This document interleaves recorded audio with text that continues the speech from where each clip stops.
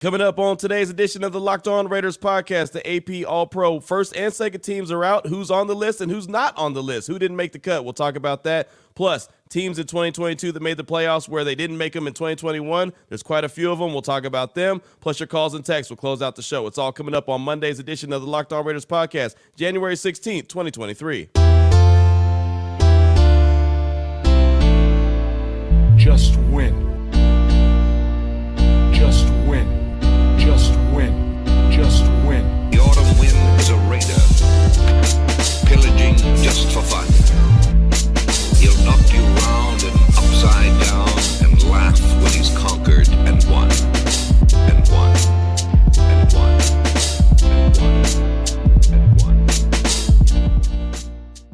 And welcome in, Raider Nation, to another edition of the Locked On Raiders podcast. Thank you so much for making the show your first listen each and every day. Remember, you can find the Locked On Raider podcast free and available on all platforms. That includes YouTube. Thanks to my man Ari, who's on it every single day, making sure we're up on YouTube and we're looking good on YouTube. You can find him on Twitter at Ari Produces. Does a fine job every day. Definitely appreciate him and his efforts. Today's edition of the Locked On Raiders podcast is brought to you by Prize Picks. Prize Picks is daily fantasy made easy. You pick 2 to 5 players. If they score more or less than their Prize Pick projection, you can win up to 10 times your money on your entry. And first-time users can receive a 100% instant deposit match up to $100 with promo code Locked On. That's prizepicks.com, promo code Locked On. We'll tell you more about them later on in the show. Got plenty to get to on today's show. And first of all, before we even get into anything football related, it is MLK Day. So there's a lot of people off work today. I am not one of them. Working not only the podcast, but also doing the radio show a little bit later on this afternoon. Unnecessary Roughness on Raider Nation Radio, 9:22 to 5 p.m. Pacific time, which is fine. I'm okay with that. There's plenty to talk about when it comes to football, so I love every opportunity I get to be on the radio or do a podcast and share my thoughts, so all good here. But anyone that's celebrating MLK Day today, have a happy day, relax, get a little bit of R&R, spend some time with the family, and just remember what MLK Day is all about. And I'll tell you right now, I'm not going to get into some soapbox or anything, but, man, if we could all just chill and relax a little bit. And it's so funny with all the infighting when it comes to players and teams and coaches and everything. Everyone's so angry all the time. We just took a step back, man, just relaxed and had a good time. And weren't so angry all the time. We'd probably be in a lot better place. But with that being said, let's go ahead and jump into some Raider conversation. And let's go ahead and jump into the AP All-Pro first team. That came out on Friday, as a matter of fact. Josh Jacobs, Devontae Adams, Daniel Carlson, all three made the team. Adams earned his first team All-Pro for the third time in his career, finished with 1,516 yards, only the sixth player in NFL history to record 2 straight seasons of 1,500-plus receiving yards, plus he had 14 touchdowns. Josh Jacobs, we all know he was a monster, was named his first team All-Pro for the first time in his career, totaled 1,653 yards on the ground, joining Marcus Allen in 85 and Clem Daniels in 63 as the only 3 players in franchise history to win a league rushing title. His rushing total is the second highest in franchise history. And then Daniel Carlson, shout out to Cash Money Carlson, receives first-team All-Pro honors for the first time in his career as well after being named to the second team in 2021. He finished the season with 137 total points, tied for third most in the NFL, and scored 10-plus points in 8 games, the most in the NFL and tied for the most in a single season in Raiders history. His 34 made field goals were tied for second most in the league, while he made an NFL record 11 field goals from 50-plus yards. There's a reason why they called him Cash Money Carlson. Now, with that being said, that's all well and good. Josh Jacobs, Devontae Adams, Daniel Carlson, all on the first team AP All-Pro. You know who wasn't on the first team AP All-Pro or the second team? Mad Maxx Crosby. Talked about him the other day when the NFLPA had their inaugural list of All-Pro team and the first team, and he wasn't on that, and I felt like he got snubbed from that. Well, if I felt like he got snubbed from that, I really feel like he got snubbed from the first team and second team. I mean, if you're not going to make the first team, I get it, right? I mean, I get it. There's an argument to be said about total sacks, plus there's an argument to be said about teams that are successful. So I get it. But, man, to leave him off the second team as well, now that, to me, feels like it's criminal. So on the AP first and second team, as far as the edge rushers go, Nick Bosa, 16 games, 18 and a half sacks. Most likely he's going to be the defensive player of the year. So I get that, right? There's no questioning that at all. Micah Parsons, he's also on that. 17 games, 13 and a half sacks, 3 passes defense. The Cowboys are a good team with a good defense, but his numbers really aren't too much better than Maxx Crosby's. Maxx Crosby had 12 and a half sacks, and Micah Parsons only has 13 and a half. And I'll say this, Micah Parsons has really started to fade a little bit toward the end of the regular season for the Cowboys. But they're in the playoffs. They're going to be playing tonight against the Tampa Bay Buccaneers. So, okay, I'll give them that. Second team. He's got to make the second team, right? No, he didn't. Myles Garrett, Browns, 16 games, 16 sacks. Talked about him just the other day. They are not a playoff team. They only had 7 wins. The Raiders had 6 wins. And I get it. He's got more sacks than Maxx Crosby, 3.5. But all-around game, and there's something to be said about the all-around game.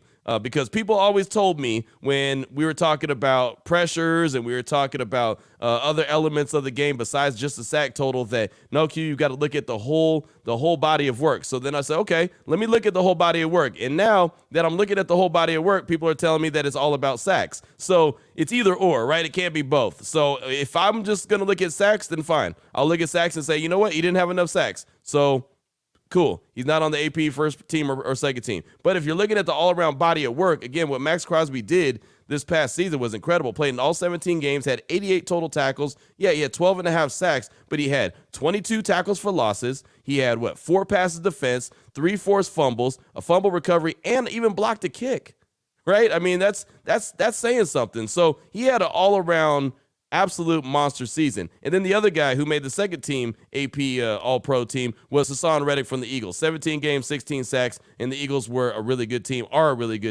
and they had the first round bye in the playoffs. So, again, I could look at Myles Garrett and Micah Parsons and say, okay, Maxx Crosby probably could have replaced one of those guys. But if you're going to go with the wins, which I'm okay with if you do, then Micah Parsons makes the list, and you got to take Myles Garrett off. Again, not going to, pound the table and cry about it. I just know that that's going to be something that's going to fuel Maxx Crosby. As a matter of fact, on Friday, when he saw the list come out, all he tweeted was, wow.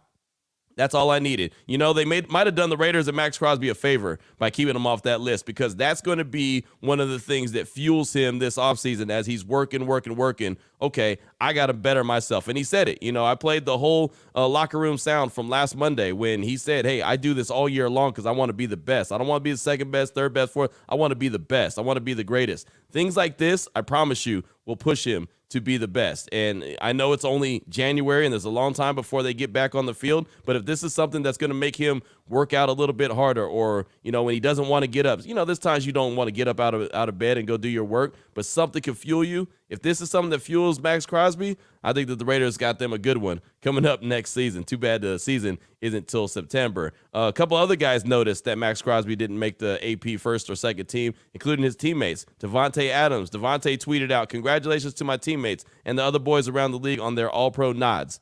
Max was brutally snubbed, and somebody needs to be held accountable. As for me, that's 3 first-team blessings in a row. God is great. Then, Jermaine Illuminor, he went on to say, Max was one of the best players in the league this year. In my opinion, he and Nick Bosa are the 2 best pass rushers in the NFL, so the fact he was left off the all-pro team is a joke. Nowadays, all the voters care about are flashy plays, not true dominance. If they did, I bet those all-pro teams would look a lot different. That's from Jermaine Illuminor and Devontae Adams, both on Twitter. So clearly his teammates noticed. Clearly his teammates, believe that he should be on the AP all-pro team, and I do as well. But I get it. There's only so much room. You've got to take somebody off. Nick Bosa is a no-doubter. Hassan Reddick, I believe, is a no-doubter as well with the Eagles. Micah Parsons, like I said, I'm a little on the fence with just because he kind of tailed off towards the end of the season, but his team has wins and they're in the playoffs. So just like the other day on the NFLPA, their list that they had out, I kept Myles Garrett off. And I think that Myles Garrett gets a nod because Myles Garrett is Myles Garrett, and he's got that name, and he's already been there, done that multiple times, and really he's a guy that they put into the conversation for Defensive Player of the Year each and every year. So I think that that's a reason why he gets the nod right there. 16 games, 16 sacks. Yes, that's 3.5 more than Maxx Crosby had, but I think Maxx Crosby had the better all-around season. But that's just me. Speaking of seasons, teams that turned it around in 2022 that were not very good in 2021, they made the playoffs, and well, there was a bunch of teams that didn't make the playoffs that were in the playoffs in 2021, including the Raiders. We'll talk about that coming up in segment number 2 after I tell you about a couple great sponsors here on the Locked On Raiders podcast. And the first one is a title sponsor, which is Prize Picks. Prize Picks is daily fantasy made easy. You pick 2 to 5 players. If they score more or less in their Prize Pick projection, you can win up to 10 times your money on any entry. The cool thing about this is there's no competing against other people. It's just you versus projections available. And they offer projections in any sport that you watch: NFL, NBA, NHL, PGA, college basketball, college women's basketball. I mean, every sport that's out there, they've got you covered. Entries can be made in 60 seconds or less. It's that easy, safe and fast withdrawals, currently operational in over 30 states and in Canada. What do you have to do? Download the PrizePicks app or go to prizepicks.com to sign up and play daily fantasy sports. First-time users can receive a 100% instant deposit match up to $100 with promo code LOCKEDON. You deposit $100, PrizePicks will give you $100. You deposit $50, PrizePicks will give you $50. Don't forget, use that promo code LOCKEDON to sign up for an instant deposit match up to $100. I also wanted to let you know that today's Locked On Raiders podcast is sponsored by BetterHelp Therapy Online.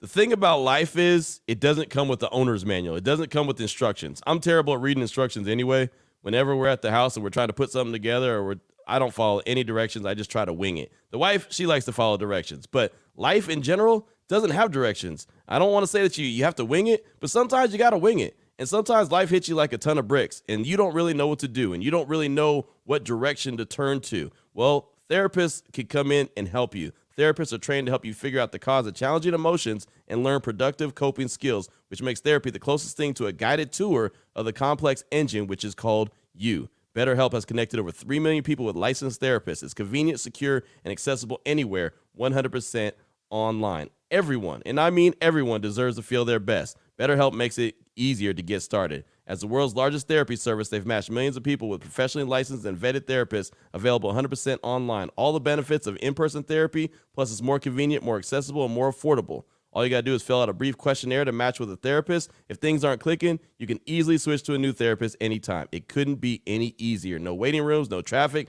no endless searching for the right therapist. If you're stuck, you need to get unstuck with BetterHelp. Maybe you don't even know that you're stuck. You're just feeling some kind of way. Maybe you are stuck and you want to get unstuck. BetterHelp is here for you. Learn more and save 10% off your first month at betterhelp.com/lockedon. That's betterhelp.com/lockedon. Again, BetterHelp, HELP.com/lockedon. All right, Raider Nation, here we go. Segment number 2 of today's Locked On Raiders podcast as Super Wildcard Weekend gets wrapped up tonight with Monday Night Football. I love having a playoff game on Monday Night Football, by the way, but Tampa Bay and Dallas square up tonight, and then Super Wildcard Weekend will be over. So I always get these nuggets from NFL Communications, and a lot of times they're really good stuff, and sometimes it makes me think. And on Friday, I received this nugget from NFL Communications and really based my whole show on Raider Nation Radio 920 around these nuggets, and I think it's something positive to bring to the table. Something positive and also something that's thought-provoking to bring to the table here on the podcast. So 7 teams qualified for the postseason in 2022 after missing the playoffs last season. The Ravens, the Jaguars, the Chargers, Miami, Minnesota, the Giants, and Seattle. Now, we all know how things shook out with Jacksonville and the Chargers, right?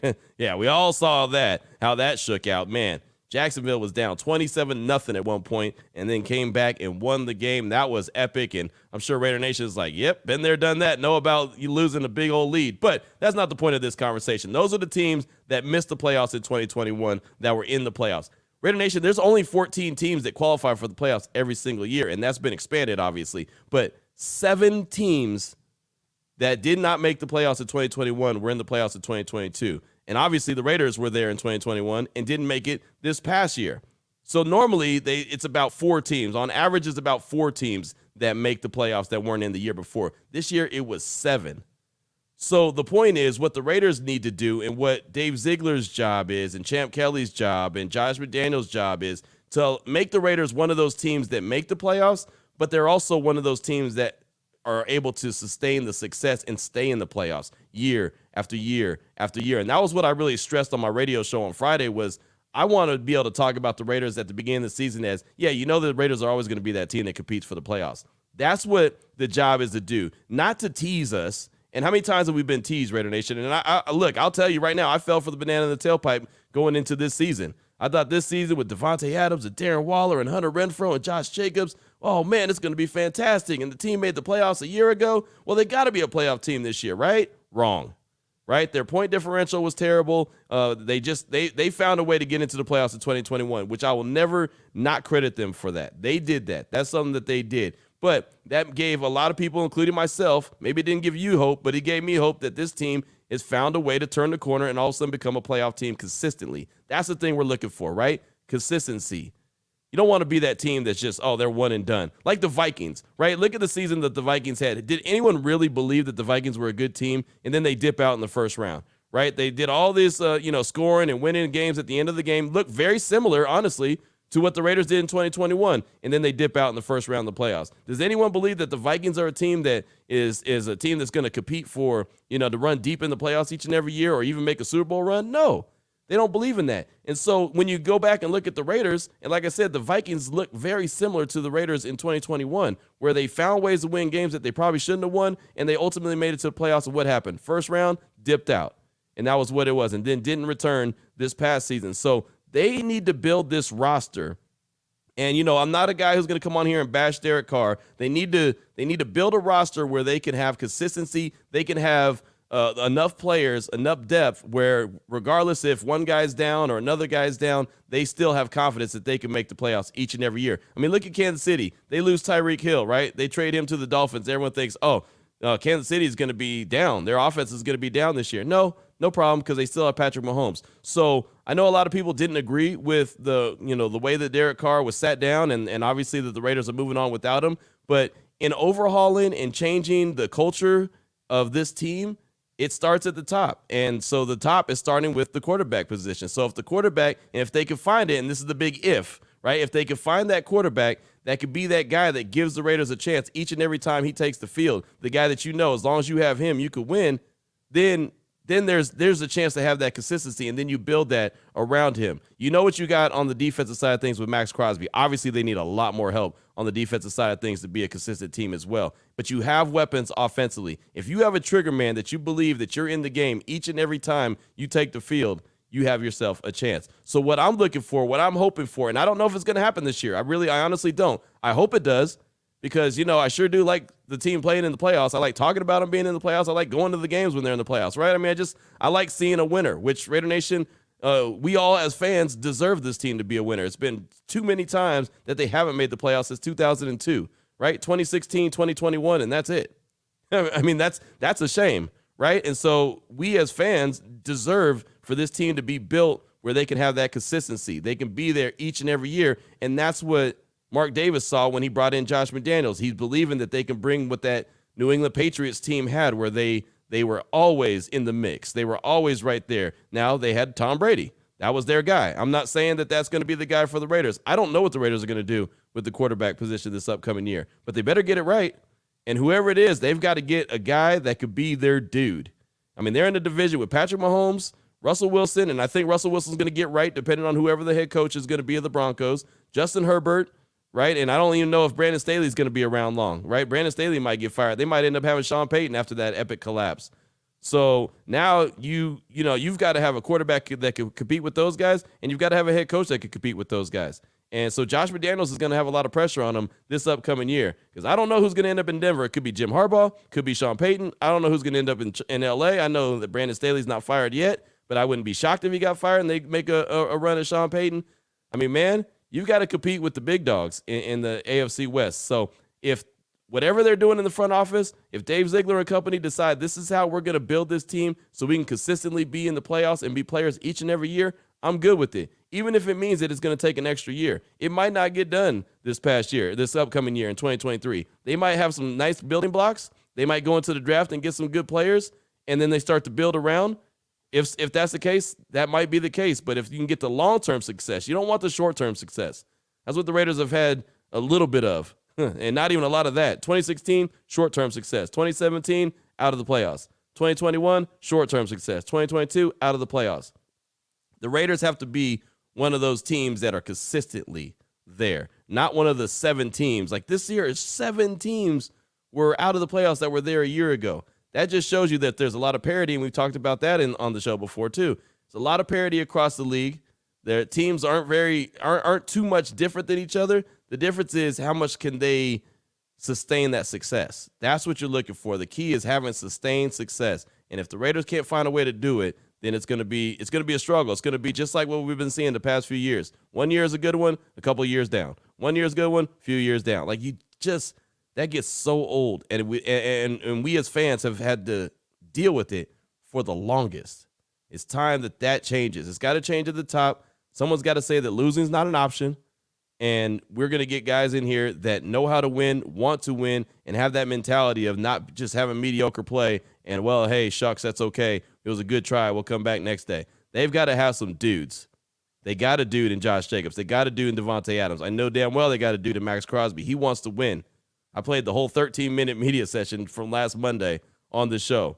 You can hear it in his voice how much he wants to win. Got to have more guys like that in the locker room. And you've got to have a trigger man that has that mentality as well. And I like Derek Carr. I think he's sustained that position. You heard me say it a million times. I just don't know if he had the fire to make this team, put the team on his shoulder and say, hey, follow me. We're going to get to the promised land. I don't know if his passion was strong enough to be that guy, if that makes sense. Again, not trying to bash the guy, but I know that there's other things that he, has passions about and he loves, and that's fine.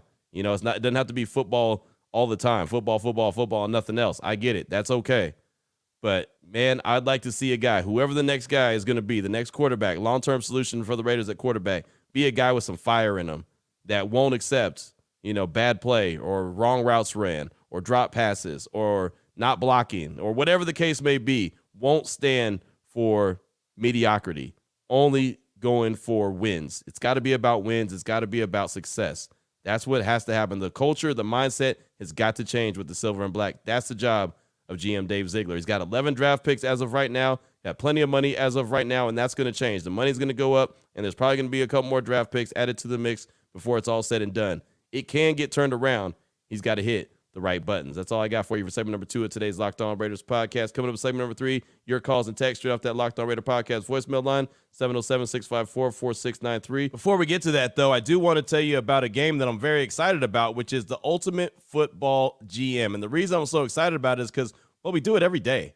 We do it here on the podcast. We do it at the sports bar. Hell, I did it in segment number 2 when I was talking about the Raiders and their sustained success, having sustainability, being able to be that team that's constantly fighting for the playoffs. I talked about it quite a bit in segment number 2. Well, that's what this game is all about. You hire the right coaches and coordinators. You trade players. You make draft picks. You navigate your franchise through free agency and the draft and all the ups and downs of a season. It's basically what we do here, but it's a game. It's real fun. All the challenges of a realistic game where Ultimate Football GM is completely free and playable offline. Play on the go as you want and when you want to.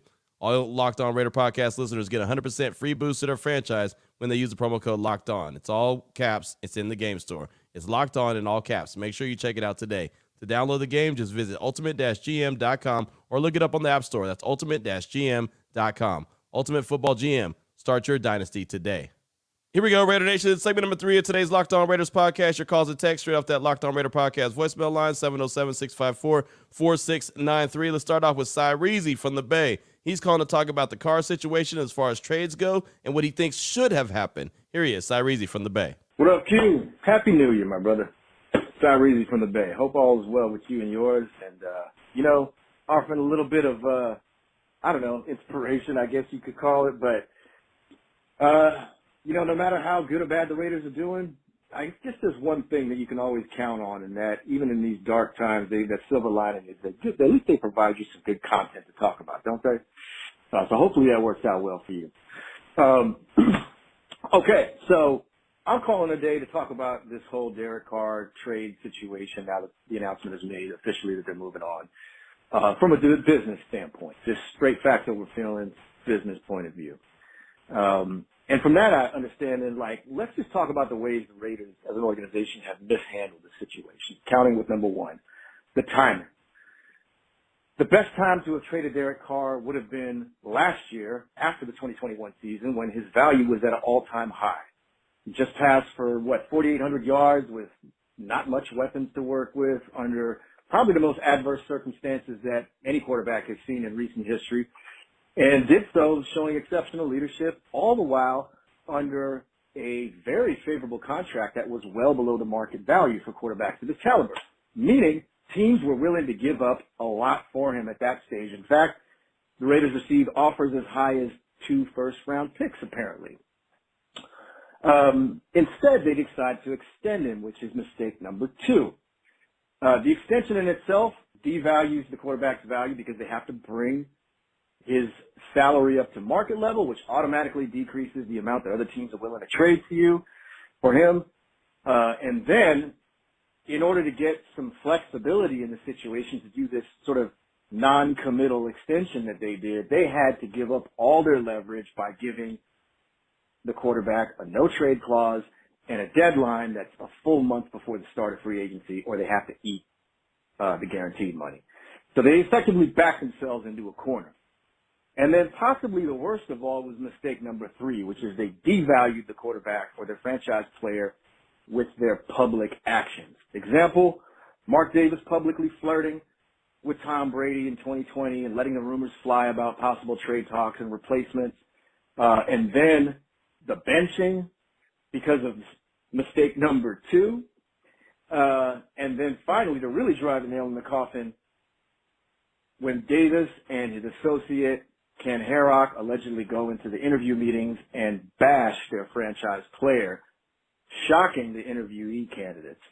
That's always a bad thing, to bash your employer or employee in a job interview. So that's how you go from potentially 2 first-round picks to little to nothing. Thank you so much for the call, my man. I appreciate you. And one, I don't believe that the Raiders were ever offered 2 1s for Derek Carr. I don't believe that. I know that was the rumor out there, the report that was out there. That was never anything that was said, oh, yeah, confirmed. Let's put it like that. Like that was, I just don't see a team asking or giving up 2 1s for Derek Carr. I don't see that. Maybe I'm wrong, but that was never confirmed. So I don't think that ever happened. And also, if they had traded Carr before the season, then Devontae Adams is not here. And I don't know how you feel about Devontae Adams, but I'm glad that he's a Raider.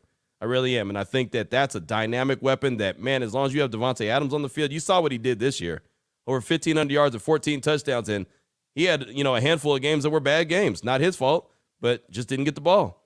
There was plenty of meat left on the bone out there. So I think that they really wanted to make things work with Carr. As a matter of fact, I do know that when Josh McDaniels and Dave Ziegler took the job, they wanted to work with Derek Carr. I know that for a fact. They wanted to work with Derek Carr. It just didn't work.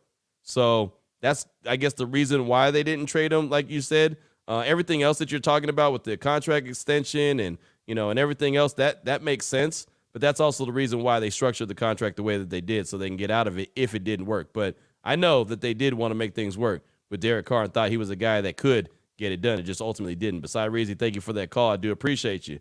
Next up, I got a text from Caden in Reno. It said, yo, Q, it's Caden from Reno. I think the priority player to re-sign are all the guys that you said. I'd like to bring back guys like Denzel and Andrew Billings, but like you said, they aren't a priority. I also think they're better depth offensive linemen to get out there other than Jermaine Illuminor. Q, keep doing what you're doing. JT, it was a pleasure meeting you during the New England game. That's from Caden in Reno. Thank you so much for the text, my man, and it was great to meet you as well. And, the thing about it is, and for anyone who didn't know, the guys I was talking about, Josh Jacobs, priority to bring back. That's obvious. I said Jakob Johnson, bring him back, priority, because he was the fullback that was blocking for Josh Jacobs. Jarrett Stidham, no doubt about it, just because he's at the very least, he's a quality backup quarterback. At the very least, he might be competing for a starting job for all I know, but it's a priority to bring him back. I mentioned Jerron Harmon as well. I'd like to bring him back. I thought he was good on the defensive side of things as a leader. I know he only created 2 turnovers, but I just think that he was a big time player. And I thought, and then Mac Hollins was the other guy. I thought Mac Hollins was important to bring back as well because he does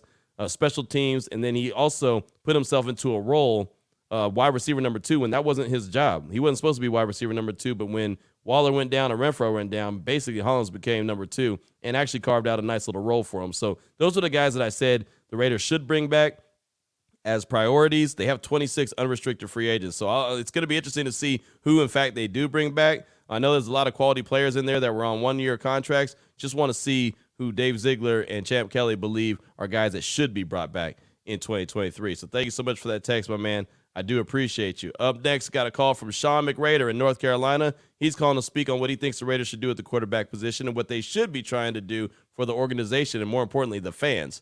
Raider Nation. Here's Sean McRader in North Carolina. Hey, Q. This is Sean McRader out of North Carolina. Hey, just on the quarterback situation, I've been a Raider fan since I was about 15 years old. I'm 55 now.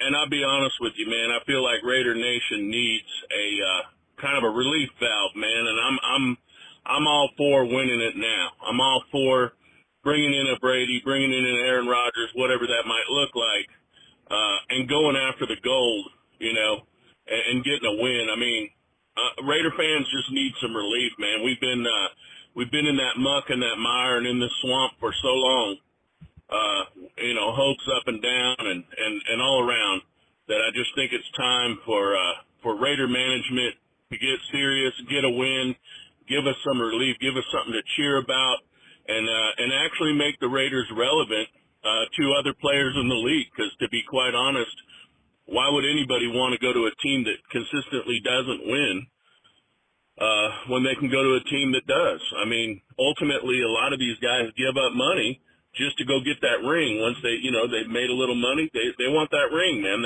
That's what, caps off the sundae, if you will. That's the cherry.